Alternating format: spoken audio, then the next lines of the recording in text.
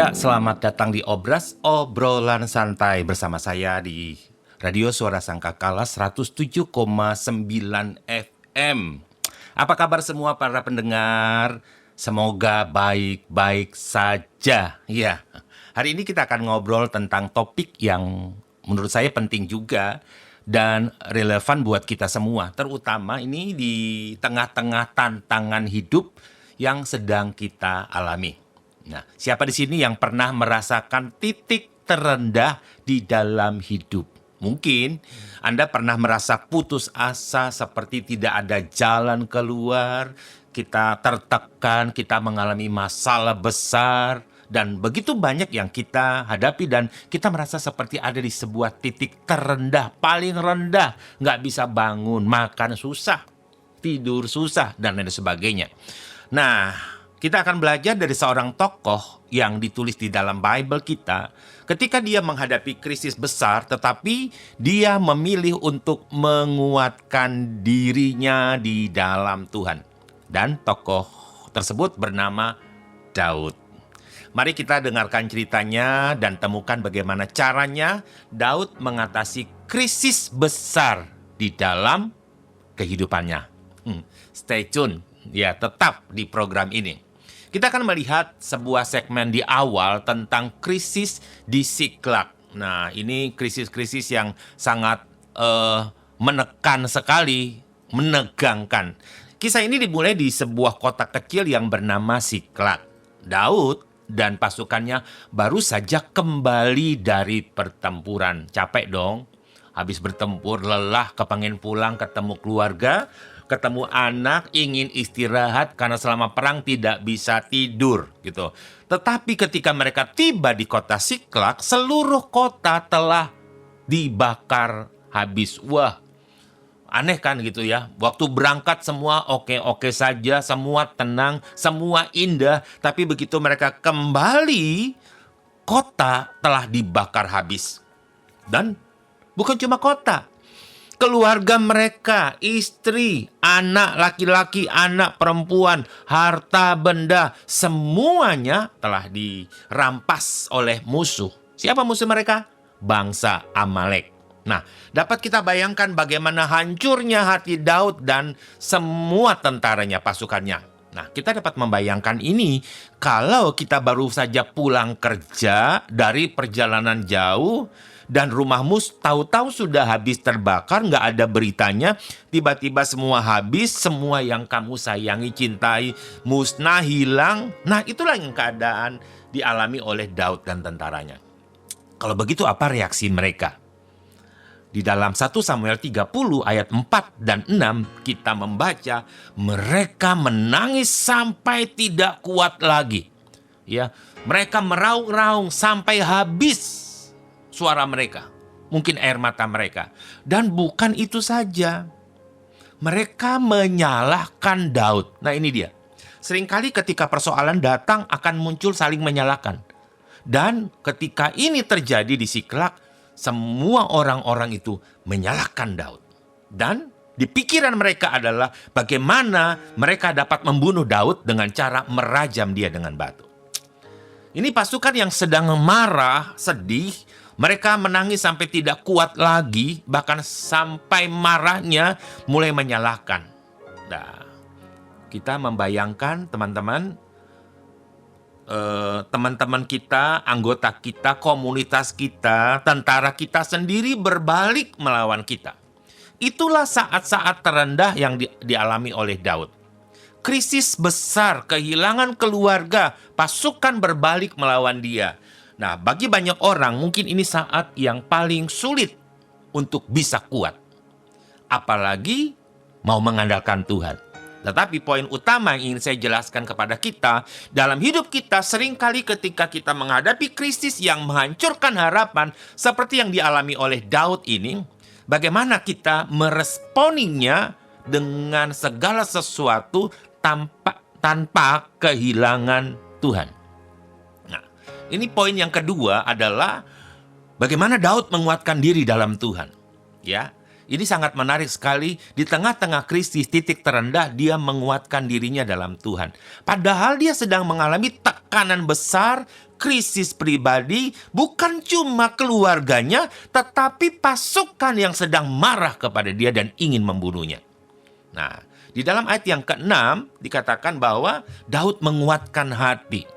Dia memilih untuk menguatkan hatinya, memilih untuk menguatkan kepercayaannya kepada Tuhan. Nah, jadi yang dilakukan oleh Daud di tengah-tengah tekanan ini adalah Daud menguatkan hatinya di dalam Tuhannya. Nah, wow, ya, ini sesuatu yang sangat luar biasa sekali.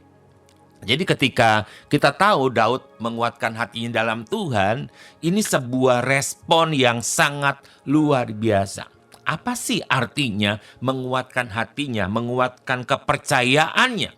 Jika kita lihat lebih dalam, istilah ini dalam bahasa Ibrani bisa diterjemahkan sebagai mencari kekuatan rohani dari Tuhan. Tubuhnya udah lemah, udah capek. Ya, pikirannya udah capek. Katakanlah jiwanya itu sudah juga berduka, plus tubuhnya, jiwa dan tubuh fisiknya benar-benar capek. Tapi disinilah dia menemukan satu cara, ya, untuk mencari kekuatan rohani dari Tuhan. Nah, banyak orang melupakan ini, mencari kekuatan rohani.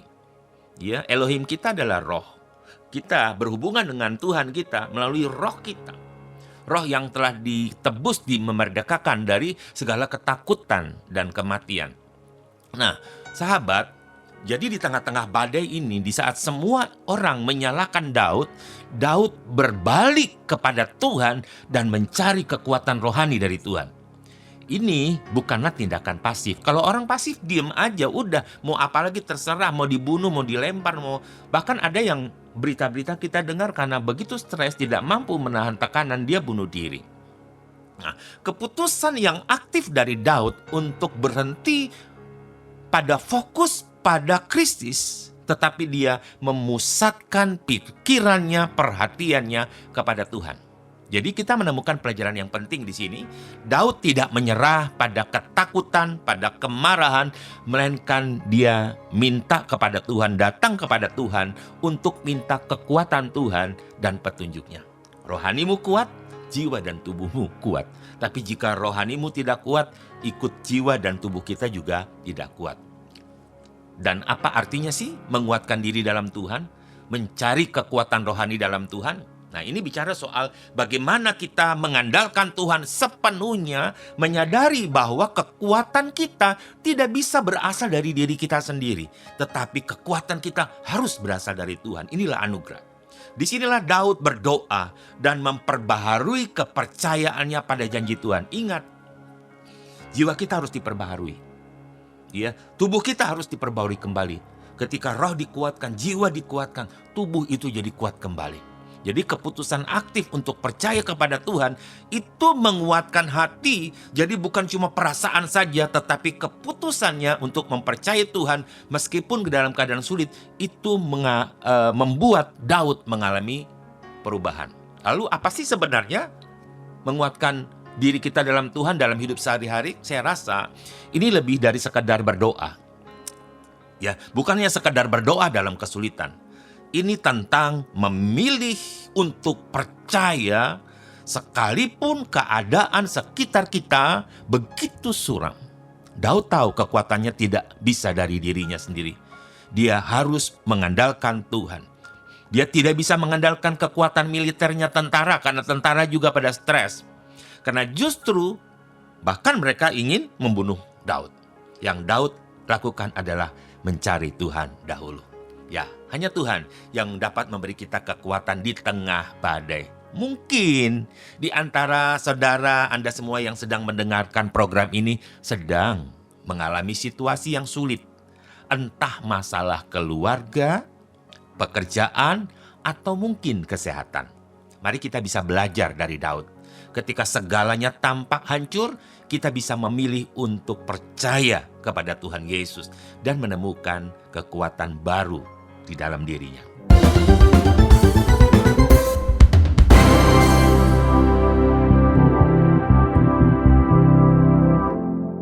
Ya, kembali kepada Daud, ya, tokoh yang akan kita perhatikan kehidupannya, sekalipun bukan jadi teladan karena teladan kita hanya kepada Yesus Kristus Tuhan. Dan hari ini saya ingin kita melihat pengalaman Daud, tetapi fokusnya kepada Kristus Yesus Tuhan. Nah, menarik sekali, ya, ketika Daud tidak hanya berhenti pada meratapi nasib dan keadaannya, ya, tidak juga berhenti hanya pada cari Tuhan saja, tetapi ia juga bertindak dengan iman setelah dikuatkan Tuhan. Nah, menariknya, ini sangat menarik sekali buat kita semua ketika saya belajar dan membaca kisah ini. Setelah Daud menguatkan diri di dalam Tuhan, dia tidak diam saja. Apakah langkah berikutnya yang ia lakukan? Daud mulai bertanya kepada Tuhan, apakah aku harus mengejar musuh ini? Apakah aku akan berhasil? Dan kadang-kala orang mulai bertanya-tanya dan kemudian mulai terintimidasi dengan keadaan yang, bisa nggak ya? Tapi ini udah jauh, nggak mungkin. Tetara kita semua lagi keadaan begini. Tidak mungkin bisa. Ketika kita mulai bertanya Tuhan dan kita fokus kepada diri kita, kita mulai mundur. Kita mulai muncul keraguan dan ketakutan. Apakah aku akan berhasil? Tetapi lihat di sini, Tuhan menjawab, kejar mereka, gitu ya. Dan kamu pasti berhasil. Nah, ketika Daud mendengarkan ini, dia jadi kekuatannya muncul, semangatnya muncul. Dituliskan dalam 1 Samuel pasal 38, setelah mendapatkan jawaban Tuhan, Daud langsung bertindak. Ya, dia menguatkan hati semua tentaranya. Dia bergerak dengan iman. Wah, keren sekali ya. Ini pelajaran penting bagi kita. Setelah kita berdoa, setelah Tuhan menguatkan diri kita, kita juga perlu bertindak. Iman tanpa perbuatan adalah mati. Dituliskan di dalam suratan Yakobus. Daud tidak hanya berdoa seperti kita doa. Daud tidak duduk diam, santai, cuma merenung dan menunggu. Tetapi dia bertindak sesuai dengan arahan Tuhan. Mau tahu arahan Tuhan? Buka Bible, kitab suci kita. Baca firman Tuhan. Itulah arahan Tuhan. Itu yang benar. Dan di dalamnya terletak kebenaran. Jika Anda membaca banyak berita, belum tentu semua benar. Tetapi jika engkau baca firman Tuhan dengan kebenarannya, grace and truth, ya, anugerah dan kebenaran, maka kita akan sukses dan berhasil. Daud dan pasukannya mulai mengejar, ya, dan kemudian berhasil mengalahkan musuh dan menyelamatkan semua keluarga mereka tanpa kekurangan satu pun. Dituliskan dalam 1 Samuel pasal 30 ayat 18 sampai 19. Luar biasa. Kalau musuh luar binasa, tetapi Daud dan tentaranya luar biasa. Saya ingin mengajak kita semua, apakah saat kita sedang berada pada masa krisis, kita seperti Daud atau tidak? Menguatkan diri dalam Tuhan, melangkah dengan iman, ataukah kita tambah stres? Jadi apa yang harus Anda lakukan, saya lakukan? Ketika krisis sedang melanda dan kita terjebak dalam krisis itu, dalam keputusasaan, mari pilihlah untuk menguatkan diri dalam Tuhan. Di dalam doa, pengharapan, dan iman kepada janji-janji Tuhan. Saya ingin mendorong kita dan mengajak kita semua, bagaimana kita bisa belajar dari Daud untuk menguatkan diri di dalam Tuhan dan melangkah dengan iman. Sekarang, mari kita coba aplikasikan ini dalam hidup kita. Apa yang bisa saya lakukan ketika menghadapi krisis? Yang pertama, jangan menyerah pada keputusasaan. Pilihlah untuk menguatkan diri, menguatkan kepercayaan, menguatkan rohanimu. Ya, kalau urusan rohani harus cepat kepada Tuhan, bukan ke dukun, bukan orang pintar, bukan cari tahu lewat tarot apakah bisa atau tidak masa depan kita gimana, bukan. Tetapi menguatkan diri di dalam Tuhan. Cari Tuhan dalam doa, percaya janjinya, dan mengingatkan bahwa Tuhan adalah sumber kekuatan kita. Itu yang pertama. Terus yang kedua, setelah kita dikuatkan oleh Tuhan. Tuhan memberi kita kekuatan. Kita harus siap bertindak dengan iman. Ingat ya, dengan iman ya. Bukan pikiran kita, tetapi iman. Iman itu apa sih? Iman itu berasal dari Kristus. Iman muncul dari pendengaran akan firman Kristus.